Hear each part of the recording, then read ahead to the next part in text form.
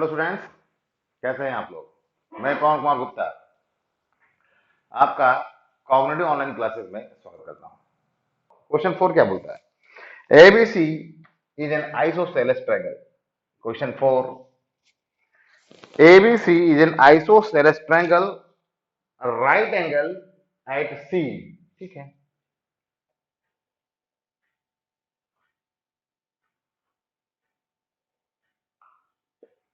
A B C right angle at C isosceles triangle है। तो isosceles triangle है तो ध्यान देना, इन दोनों को मत बना देना इक्वल में। आपको मालूम है ना कि राइट एंगल ट्रायंगल में जो अपोजिट साइड होती है क्या होती है? वो सबसे बड़ी होती है ना। बोला कि नहीं बोला? तो राइट एंगल में सबसे बड़ी साइड क्या होती है? हाइपोटेनस। तो दो जो छोटे साइड बचे हैं इन्हें इक्वल दिखाना आइसोसेलेस में। तो लो भाई, इन दोनों को हमने इक्वल दिखा दिया। Let A C equal to A B कर दिया। एंगल सी आपका हाई है ना।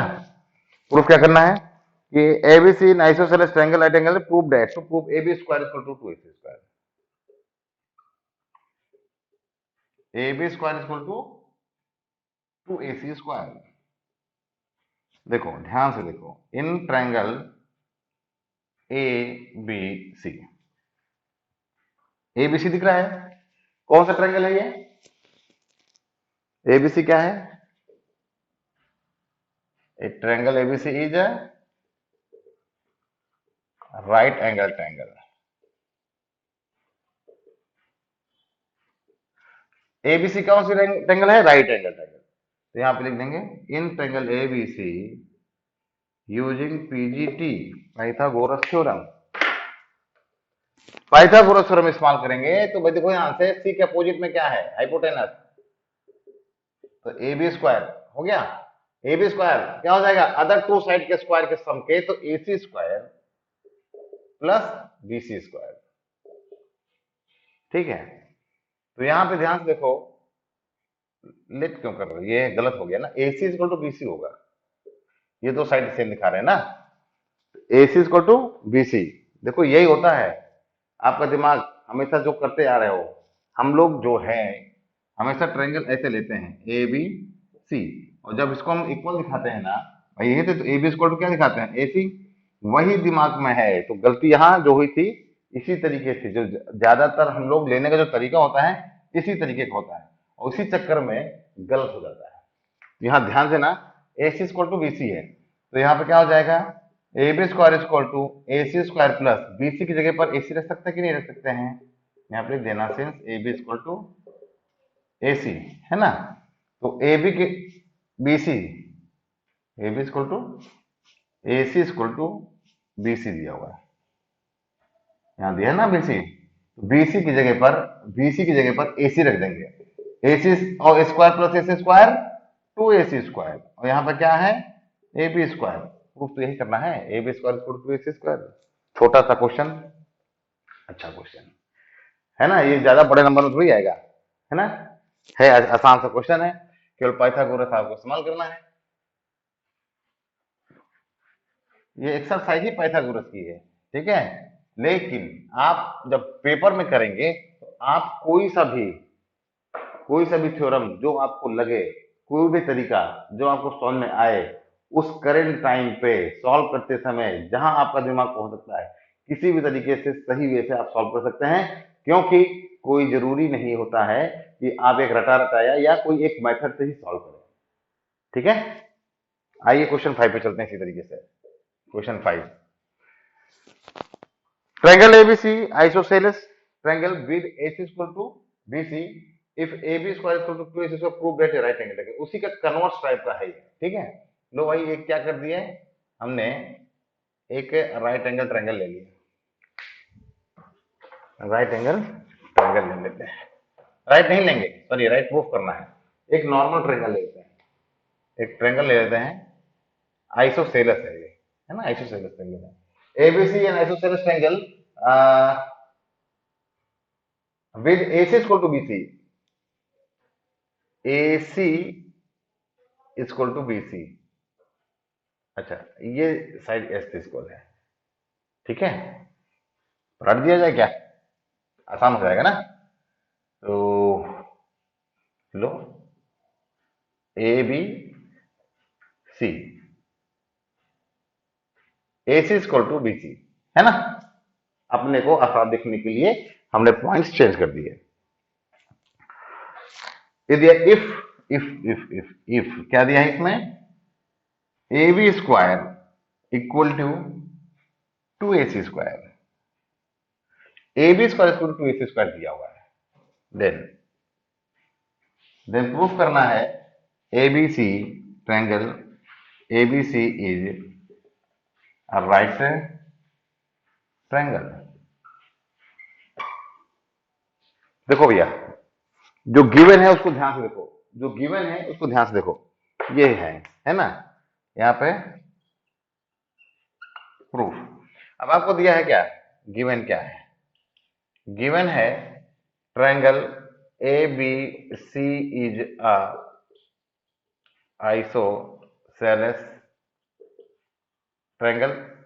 अगर आइसोसेलेस है तो यहां पर क्या दिया है, A C equal to B C, ये याद रखिएगा, ठीक। अब यहां पर क्या दिया है, if since A B square equal to A C square, कोई प्रॉब्लम, ये तो दिया ही हुआ है। अब इसको उल्टा हमने ब्रेक कर दिया, टू ए सी को हमने ए सी स्क्वायर प्लस ए सी स्क्वायर कर दिया, कोई समस्या, भाई ए सी स्क्वायर टू था, अलग अलग कर दिया, और यहाँ पर ए बी स्क्वायर आपका चल ही रहा है, तो A B square equal to क्या हो गया, ए C square.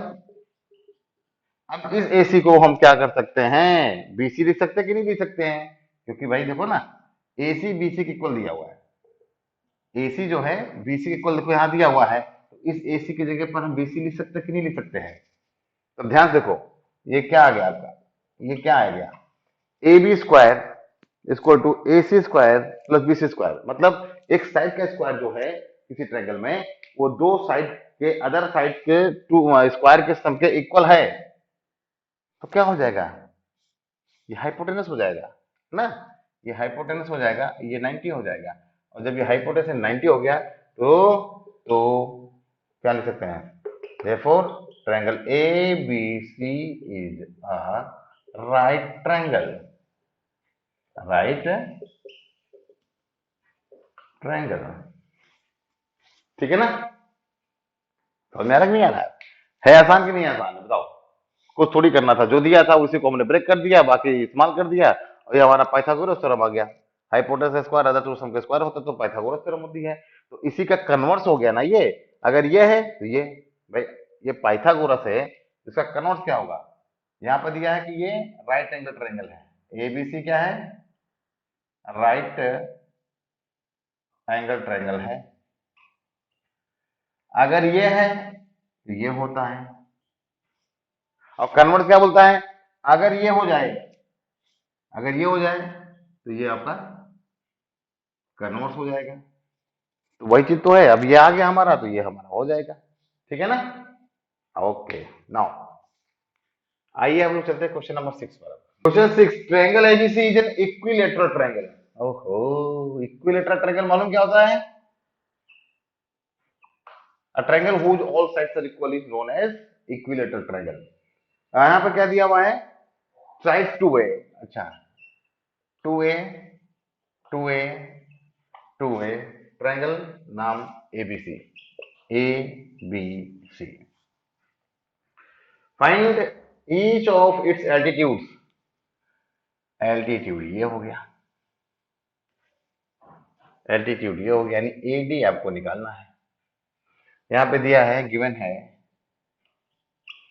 Triangle A B C is a equilateral,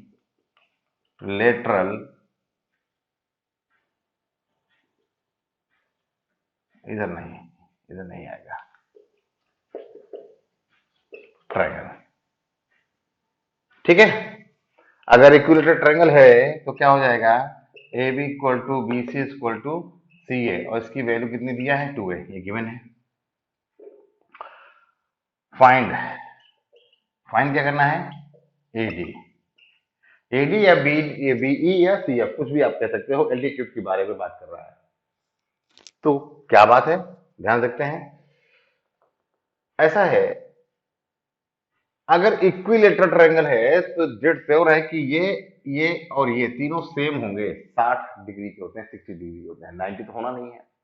लेकिन आपको मालूम है कि इक्विलेटरल ट्रायंगल में या किसी ट्रायंगल में अपोजिट साइड मतलब वर्टेक्स से अपोजिट साइड पर हम जब परपेंडिकुलर ड्रा करते हैं, यानी एल्टीट्यूड है ये अपोजिट साइड को 2 इक्वल पार्ट में डिवाइड करता है ना। तो इसका मतलब क्या हो गया, इसका मतलब हो गया कि BD इक्वल टू DC हो जाएगा, since AD is perpendicular to BC, therefore BD equal to DC, it means ये हो जाएगा A, ये भी A होगा, ये भी A होगा, तभी तो A विल गेट 2A हो गया ना। अब देखो इन ट्रायंगल, कोई भी एक ट्रायंगल ले लो, अभी तो राइट एंगल ट्रायंगल फॉर्म हो गया ना, ये भी तो हो गया और ये भी राइट एंगल ट्रायंगल हो गया। अब एक राइट एंगल ट्रायंगल ADC मिलेगा, ADC using Pythagoras theorem,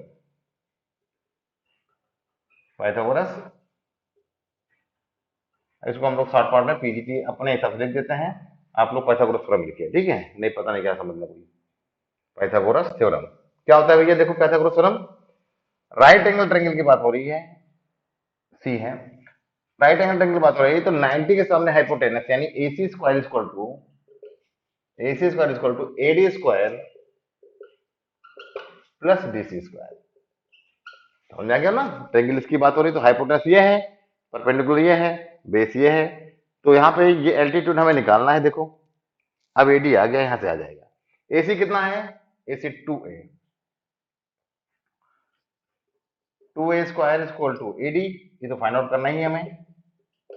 DC कितना है, DC A स्क्वायर हो गया, तो इसका आ जाएगा वैल्यू कितनी आ जाएगी, ध्यान से देखेंगे, 2A स्क्वायर यानी 2 two 4, A square equal to AD square plus A square, A इधर भेज दो, 4A square minus A square equal to AD square, 4 में से बन जाएगा, आ जाएगा 3A square equal to AD square.